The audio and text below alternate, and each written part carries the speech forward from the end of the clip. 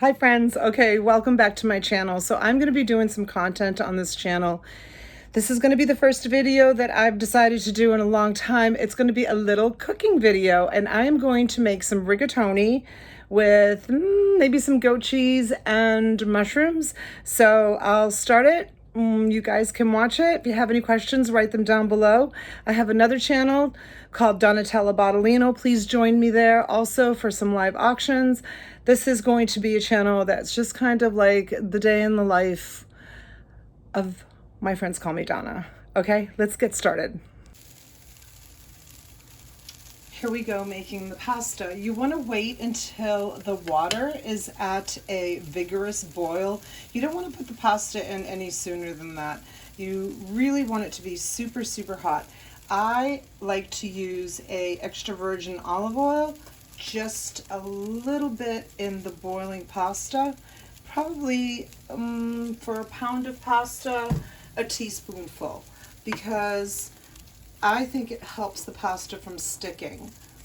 So you want to really stir that in so that the water and the oil marry themselves. You know how you always see old ladies in videos stirring and stirring and stirring? It's really important to stir. People don't realize the importance of stirring. My pasta of choice is barilla, and these are rigatoni. So that's my pasta of choice. Pour that in and keep stirring. And you want to wait for that to come back to a boil. The directions on the package say, let's see, 14 minutes. I personally think 14 minutes is a little bit too long for the rigatoni. I always strain my rigatoni when they're still al dente. I think there's nothing worse than mushy pasta. So when you strain it, when they're still al dente, which means al dente means to the tooth, meaning that when you bite into it, it kind of like sticks to your tooth a little bit, like it has a little bit of still crunchiness to it, because believe it or not, when you strain your pasta, it continues to cook even after you've strained it. And you can see that I'm just constantly just stirring. I know in today's busy life, everybody doesn't always have a chance to sit by a boiling pot of water and stir it, but it is important to get all of the oil and all of the water kind of mixed together. So we're gonna just let that cook for about 3 or 4 minutes. I grew up in a household that my mom made homemade pasta. Being born in Sicily, that's what women do. They made pasta, and we would have fresh pasta. With fresh pasta, it's a little bit different. You only need to cook it for just a few short minutes. But this pasta that comes in boxes like we buy here in the United States, we refer to it as pasta asciutta. Pasta asciutta means dried pasta, and that's what we would have almost every night for dinner. We would have pasta asciutta if my mom didn't make pasta, or my grandmothers. My grandmothers would come and visit us from Italy, come to the United States, and stay for a year. They would get a 1-year visa, and they would stay for a whole year, and their role basically in the household was to make dinner. And that's what my grandparents did. They would make dinner every single night. So, okay, let's let this cook for a little bit, and we'll give it about 3 or 4 minutes. Okay, pasta is all cooked. It's al dente, which means it's still hard, not soft, and I drained it really, really well. There's nothing worse than having runny pasta. So while it's still hot, what I do is I put a little bit more olive oil in it. And of course I put salt in the water when the water was boiling. And I'll do another video preparing the water and putting the pasta in it and straining it. But this is just gonna rest. It's just gonna sit. I do put at this point some fresh basil. Nothing like fresh basil, and I always have it growing. I don't chop my basil. I usually just take off the stems. Sorry, I take off the stems. Just give them just a little cut, and I don't chop it on a cutting board, because I think that when you chop basil on a cutting board, you're losing all those wonderful juices that the basil has, and it ends up on the cutting board. So what I do is I just take my basil and I rip it. I've never seen my mother or my grandparents ever chop basil. They've always just ripped it and put it right into the pasta or the pasta sauce. It gives it a beautiful flavor, and I just let that pasta there just sit just like that, and that's not going to stick together, and it's going to be delicious. And if you have to heat it up, remember we didn't cook it all the way, so it will heat up beautifully. And that's it. And there's your pasta. So we're just going to put that aside for a minute, and we're going to start on the sauce, which is going to be in this pan here. Let me just angle this down a little bit. And I'm going to show you first how I prepare my garlic. Actually, let's go back up here so we can see. So I just take my cloves of garlic, and I just really believe like you can't have enough garlic ever. And the same with the basil. And this is the way I do things, and I'm not saying that this is the right way or the wrong way of doing it. It's just the way I do things. So I'm going to be using 1 can of San Marzano whole tomatoes. And here it is right here. It's called Cento, and it's San Marzano, product of Italy, certified peeled tomatoes. So San Marzano is a region of Italy which is known for their very sweet earth, and they grow the most amazing sweet tomatoes. Now this can run as much as $4.50. It's actually really, really expensive. I do buy Nina tomatoes at Costco, which is also San Marzano, but this one here I just picked up at the supermarket. So with the garlic, just lay it flat on its side and take your knife, just give it a little bit of a smash. So you're not chopping it, you're just smashing it.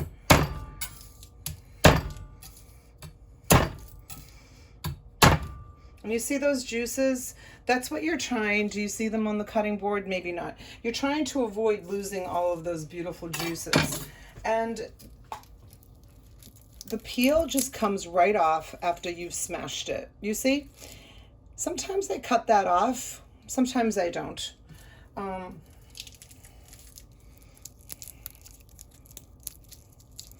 You see how easy it is to peel? Just peels right off. I know some people buy the garlic that's in the jars. I'm not a big fan of that garlic. I like to buy fresh garlic and just peel it myself. And I think that it takes no time at all to just peel fresh garlic that you buy. And there we have it. And here's the last one. Well, second to last one. And here's the last one. Sometimes you have to give it like just a little bit of a squeeze to get the garlic peel off of it. And If that little bit of black bothers you, I mean, it doesn't bother me, but it's really easy to just chop off just like that. And it's gone. Okay? Some dishes call for minced garlic. Some dishes, I do chop it, but for the most part, I don't. This has all been smashed. And to me, that's the way garlic should be, just smashed a little bit. I'm gonna go back to my olive oil. I'm gonna turn on my stove on medium and put, approximately a tablespoon of olive oil in the pan. Coat the bottom of the pan and put my garlic in.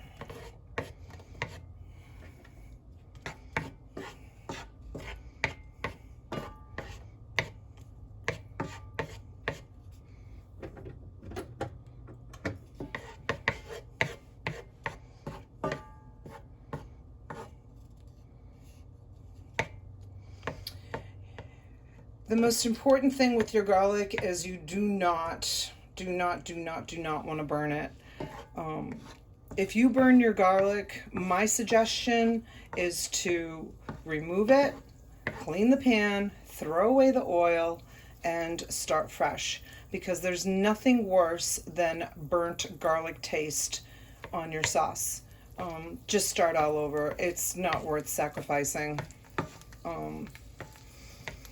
Roasted garlic is really delicious, but roasted garlic has a completely different taste than sauteed garlic or burnt garlic. Burnt garlic is bitter and it will ruin your dish.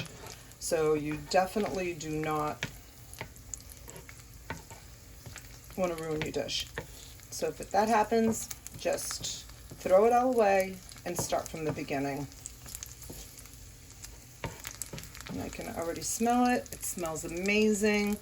So we ended up with 1, 2, 3, 4, 5, 6 medium little cloves of garlic for a can of San Marzano sauce.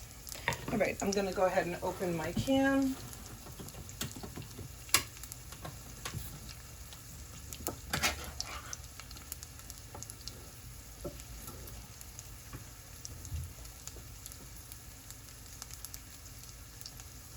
While that's cooking,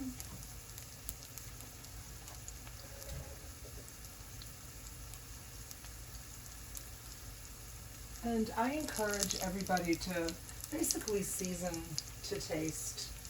Some people like to have a little bit more salt than other people. Some people like to have a little bit more salt, pepper than other people. So my advice is just season to taste. I just put a little tiny bit of salt and pepper, and then if people want more on their plate, then they can have more. So you can see that they're starting to brown.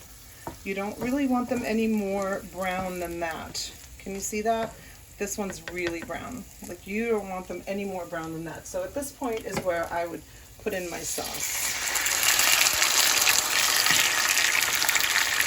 Lower the heat.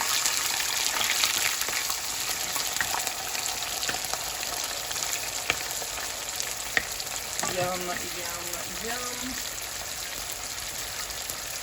I put just a little bit of water in the can, I swish it around, and I add that as well. Now we're back to stirring. Don't forget, you can see the oil puddling up on the edges, and you really want to eliminate that. You want to marry the sauce and the oil together. Now these are whole tomatoes, and I love mine kind of chunky. My pasta sauce, and yes, I don't call it gravy, you guys, I call it sauce. It's spaghetti sauce, not spaghetti gravy. Maybe different Italians, maybe American-born Italians, I don't know where that word came from, but we don't call it ever gravy. We always call it sauce.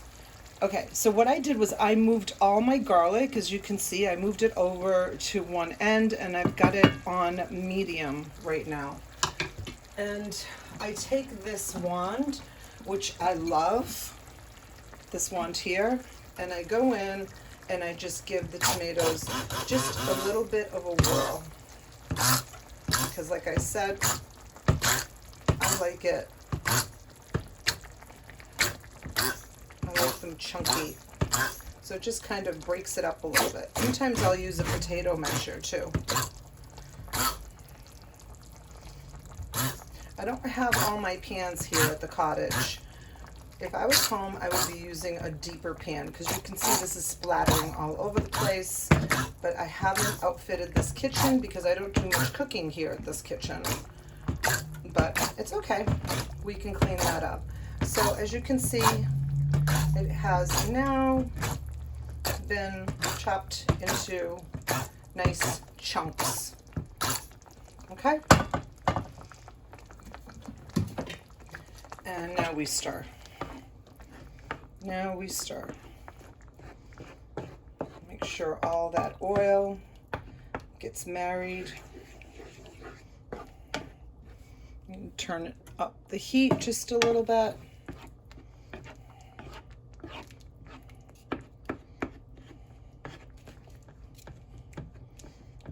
Smash it up a little bit more if you want.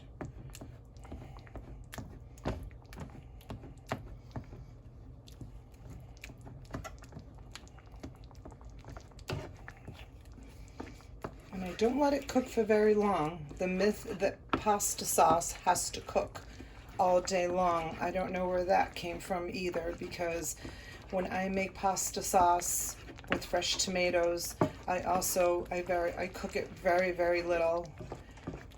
All of 15-20 minutes is all you need to cook it for. This is a meal that you can prepare in no time at all because it doesn't take a lot of cooking. It does take a little bit of babysitting though, because you do have to kind of stand over the stove. It's not something that you can just walk away. I'm going to turn up the heat a little bit more and just bring it to a high boil, and I'm going to keep stirring it so that it doesn't burn, it doesn't stick to the bottom. If it sticks to the bottom, the best thing to do is dump the sauce that's on the top into another pan with some fresh olive oil and garlic. Try not to scrape the bottom of the pan where it's stuck and burnt. Just try to salvage the very, very top of it, and then get rid of the other pan, and you'll be able to salvage your sauce. The worst thing you can do is try to scrape the bottom of it if you burnt the bottom, if you walked away and you burnt the bottom. This is a little piece of basil in there, so you can see it. My kids would be like, "Ooh, what is that black thing?" So you can just take it out, and there it goes. It's coming to a nice boil, and you can see most of the oil from around the edge of the pan has disappeared because I've stirred it in. And don't think that just because it's boiling that it will stir in on its own. You really do have to stir in the oil into the pasta.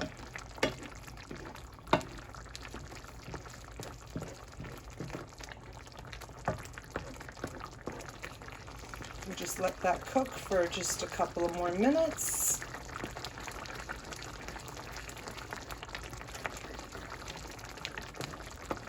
That's all it's going to need, is just a few minutes. You don't need to be cooking it all day. This is a 30-minute meal from start to finish. Something that I make all the time.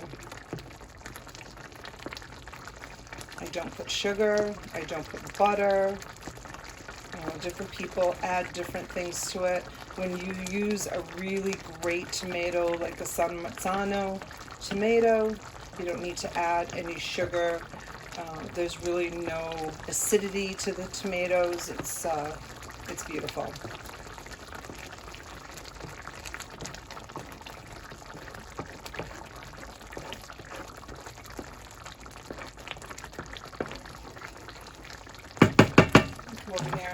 pasta a little stir. You can see it's not sticking together, which is nice.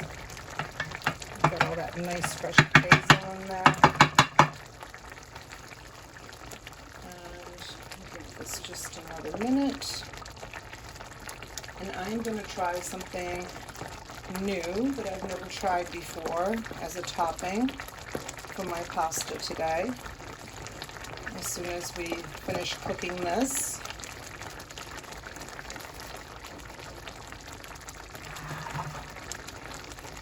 That's it, folks. That's all the time it needs to cook. So I'm going to take this. Is this hot? It is. It's a little bit hot. I don't even know if I have oven mitts here. And I sold them on my auction channel, which is Denali Botolino. It'll be linked down in the description. And I'm cooking from my reseller cottage. So let's put these paper towels so that it doesn't catch fire. And we're going to pour it right into the pasta.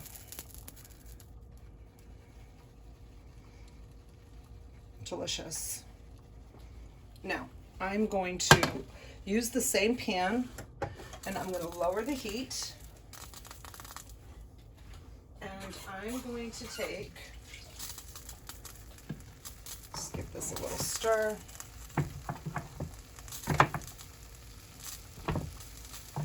Already looks so delicious, right? So yummy.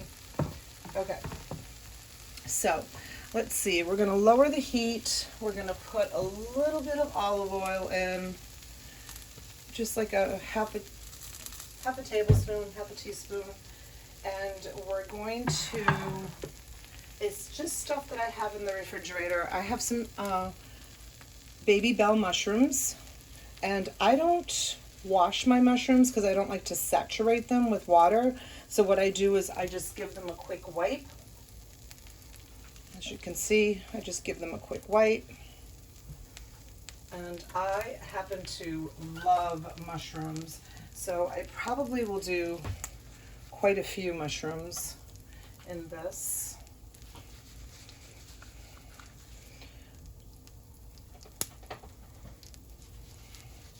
Another quick wipe. And again, you know, some people will take a knife to mushrooms and they'll chop them up into slices, and sure, looks pretty. You know, some dishes, sliced mushrooms look really beautiful. But I'm going to show you how I do it with my mushrooms. Make sure your hands are always clean. Make sure your nails are clean. And let's give this a little bit of a stir. The olive oil, we may have to add some more. So this is it, folks. This is what I do. I just push my two thumbs in. If this is the stem is big, I just give it a twist. And it just makes it, to me, it goes a lot quicker, a lot faster.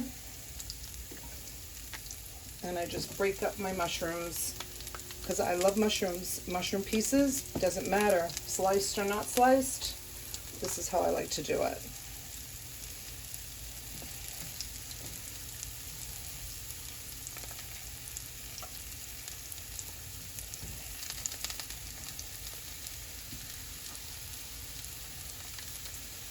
And one more.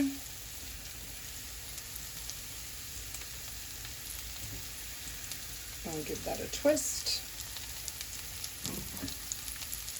Add a little salt. Add a little pepper to taste.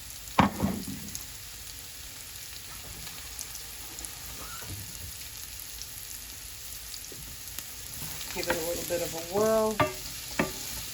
This is all in the same pan now, so you haven't used another pan. I'm going to turn the heat up high.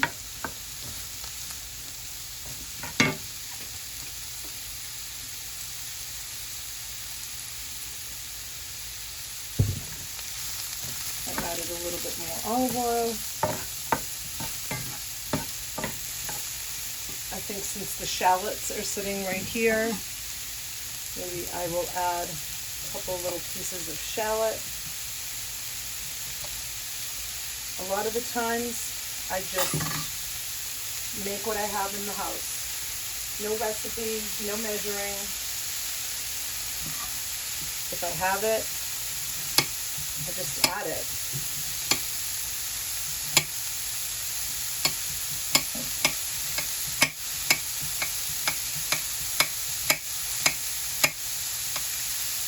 Okay, nice and easy.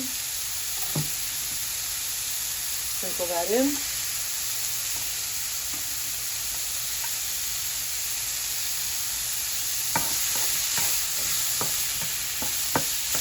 I'm basically like roasting the mushrooms with just a little bit of olive oil. They smell so good, delicious.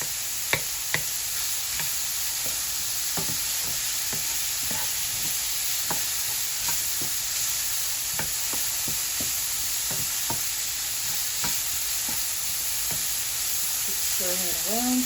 You could add peppers to this if you wanted to. I'm just doing mushrooms. And then the last ingredient that I'm going to add is some goat cheese. Nice big dollop of goat cheese. Love goat cheese. I love all kinds of cheeses.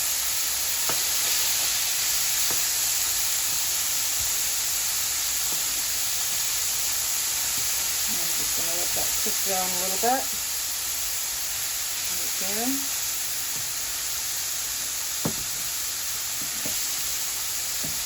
Get all mixed in with the mushrooms. Get them nice and coated.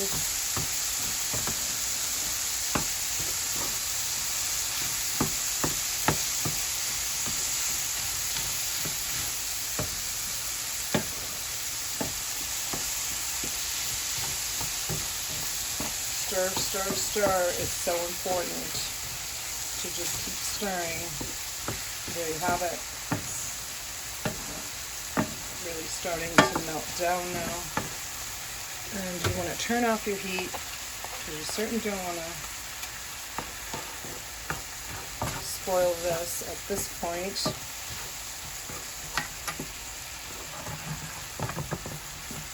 You could add sausage to this if you wanted. You could add anything you want. And off it goes. And right onto the pasta. Whoopsie. The pan was hot. I need to get some oven mitts, you guys. I need oven mitts. Okay, so here's the finished product. Delicious rigatoni with mushrooms and goat cheese. Absolutely yummy. And that took about 30 minutes. For a delicious meal. Okay. Thank you so much for watching. So that's it, guys. All done. I'm going to have something to eat and I'll be going on my channel in about an hour for a live auction. Thank you so much for watching. I hope you enjoyed this video. And I'm going to sprinkle some fresh Parmesan cheese on that. And I'll be doing more of these types of videos, so stay tuned. Okay, thanks. Bye.